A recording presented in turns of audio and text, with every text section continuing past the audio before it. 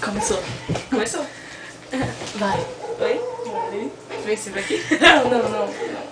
Sem ser pra entrar no Big Brother agora, vamos fazer outra coisa. Vamos fazer uma cena de novela que foi engraçado.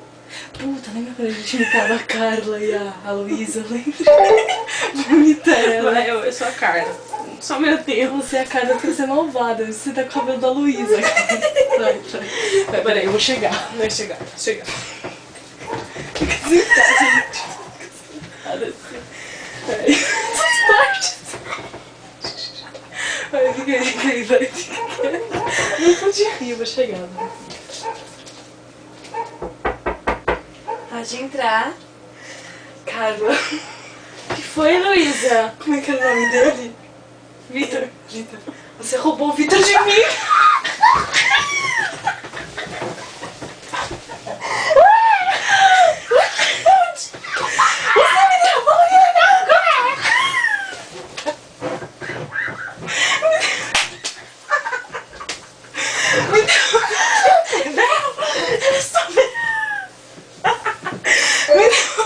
Ele não quer saber de você! Ele não quer! Ele gosta de mim!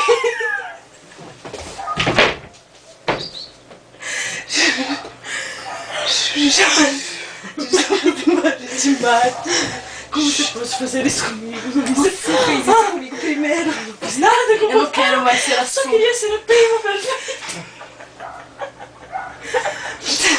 Nunca vai ser a prima perfeita roubando meu namorado. Sou maldita. Eu não quero saber mais de você.